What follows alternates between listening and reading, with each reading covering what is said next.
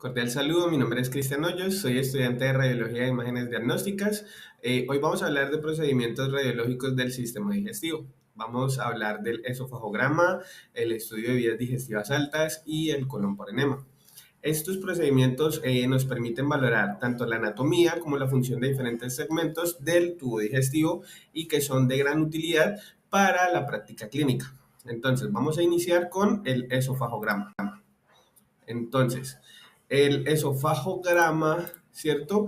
Es un estudio que sirve, primero que todo, para evaluar la anatomía y la motilidad del esófago. Este estudio, cuando se indica, cuando el paciente presenta disfagia, dolor torácico que no es cardíaco, reflujo o sospecha de estenosis, masas o fístulas. ¿Cómo se debe preparar el paciente? El paciente debe tener un ayuno mínimo de 6 a 8 horas. Se tienen que retirar cualquier objeto metálico del área del tórax y al paciente se le debe explicar el procedimiento para que así pueda disminuir su ansiedad.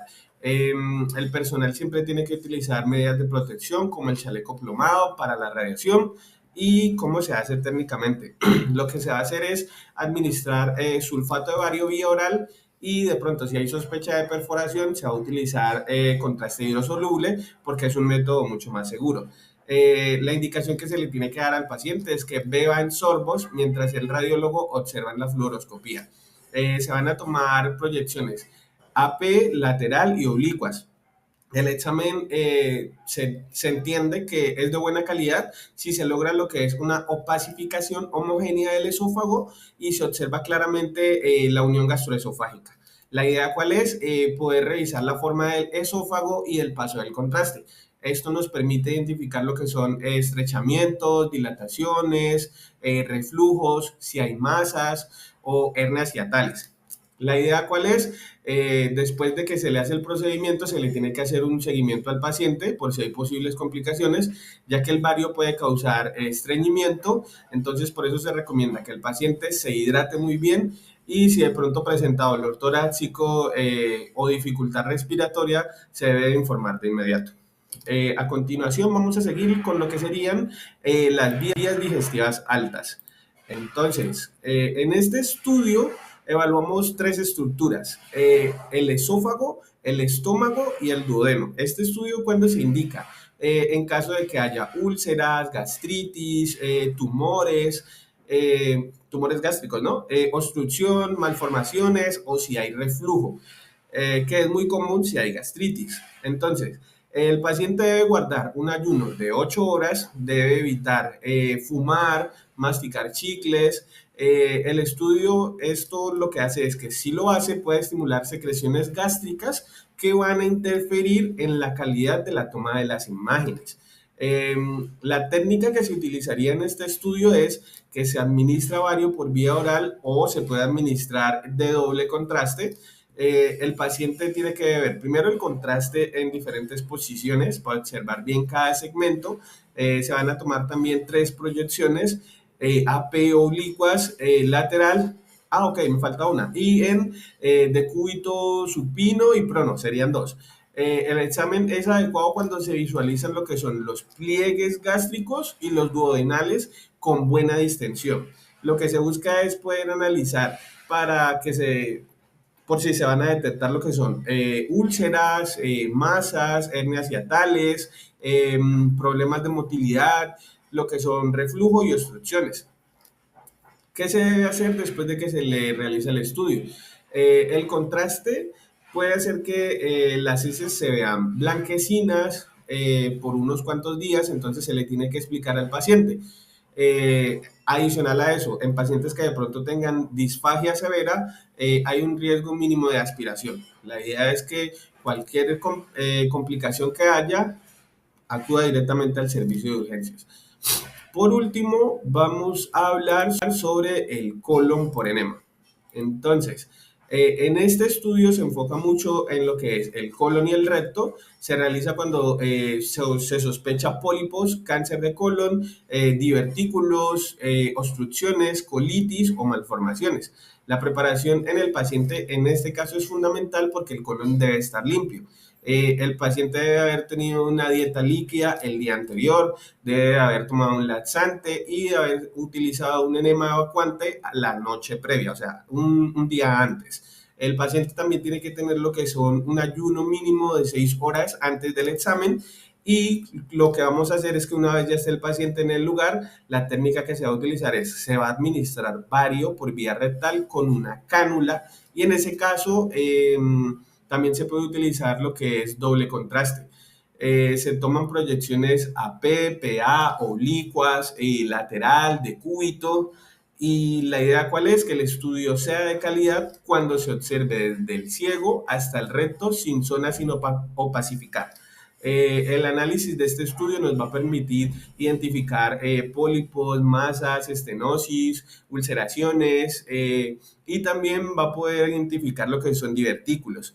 En caso de complicaciones, se le tiene que explicar al paciente que el riesgo principal es una posible perforación en el colon. Esto es muy patológico y aunque a veces es raro, tras el examen lo que se le recomienda al paciente es beber muchos líquidos para poder así eliminar el contraste y si se usa contraste hidrosoluble que puede presentar diarrea leve. De igual manera, en caso tal de cualquier complicación, acudir inmediatamente al sistema de urgencias. Con estos estudios, lo que podemos concluir es que los procedimientos del esofagograma, de las vías digestivas altas, el colon por enema, son estudios radiológicos contrastados que permiten un análisis primero detallado del sistema digestivo y segundo, pues que cada uno tiene su propia técnica, su preparación y una utilidad clínica. Adicional a eso, todos cumplen un papel fundamental en la detección temprana de enfermedades gastrointestinales y en la orientación para un tratamiento clínico adecuado. No siendo más, muchas gracias por prestar atención. Hasta luego. Cordial saludo, mi nombre es Angie Natalia Guerrero Arteaga y en esta oportunidad voy a hablar sobre los procedimientos radiológicos del sistema urinario, como son la urografía excretora y la cistografía miccional. Bueno, el sistema urinario es el encargado de almacenar, de producir, almacenar y eliminar orina con el objetivo de mantener el equilibrio de agua, sales y eliminar desechos del organismo. Bueno, vamos a hablar sobre la urografía excretora, que es un estudio radiológico donde se utiliza un medio de contraste yodado inyectado por vía intravenosa para visualizar el sistema urinario como los riñones, uréteres y vejiga. Su objetivo principal es evaluar cómo funcionan estos órganos y detectar problemas como cálculos, tumores, infecciones o malformaciones o también alteraciones en la función renal. Bueno, ¿cómo se lleva a cabo? Primero se hace una preparación para el paciente, donde se recomienda un ayuno de 4 a 6 horas antes del examen, comprobar función renal y detectar alergias al contraste y retirar también objetos metálicos. Segundo, inyectar el contraste. Se coloca por vía intravenosa y se inyecta el contraste yodado. Este contraste es filtrado por los riñones y se excreta con la orina.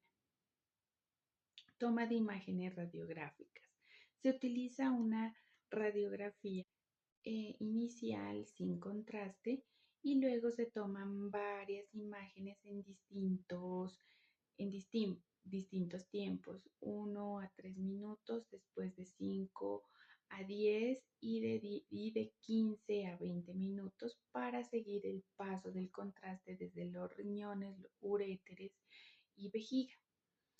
Después se hace una evaluación donde el radiólogo analiza la forma, el tamaño y la función de los riñones en el trayecto de los uréteres y la capacidad vesical.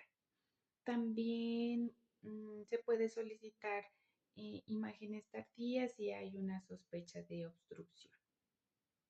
Después sigue el postprocedimiento, donde el paciente debe hidratarse bien para eliminar el contraste y también observar posibles reacciones alérgicas leves que son poco comunes.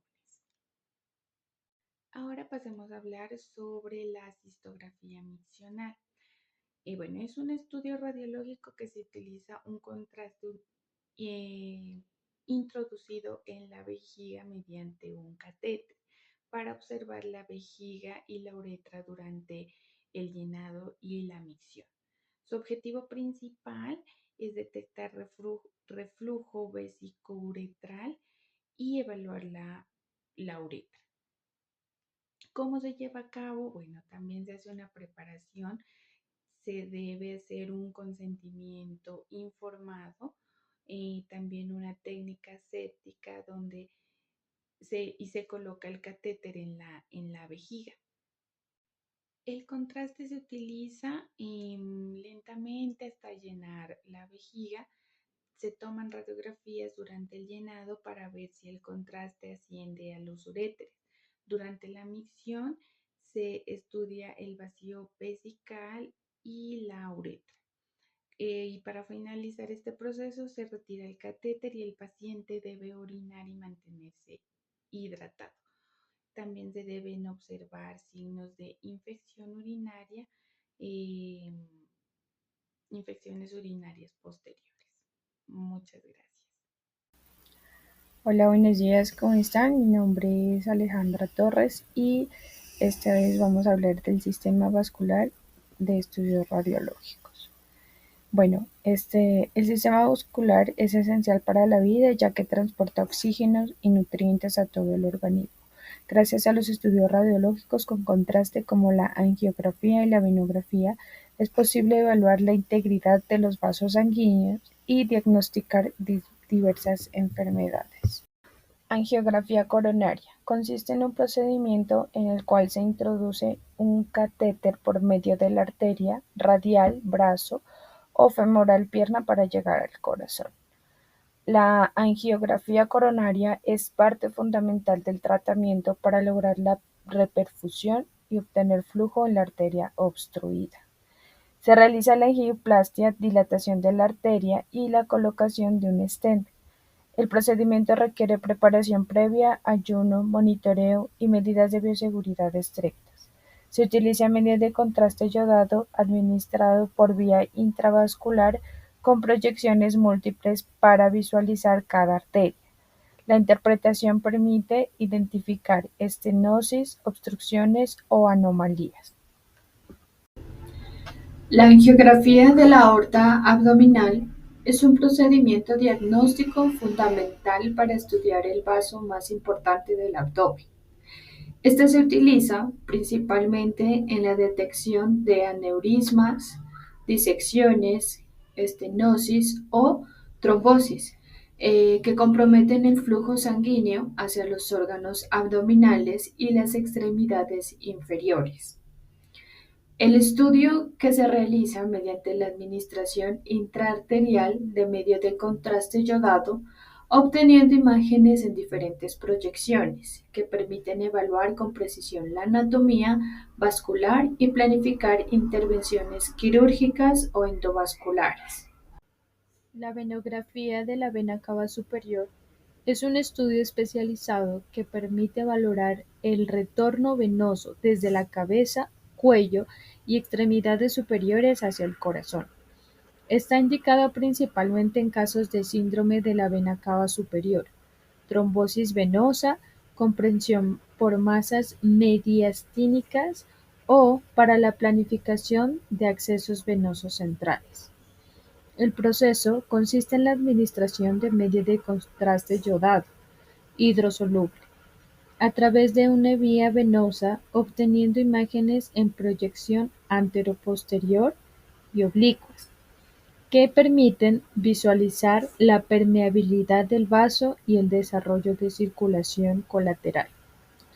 Gracias a este estudio, se logra un diagnóstico preciso y se facilita la elección del tratamiento más adecuado, ya sea médico, endovascular o quirúrgico.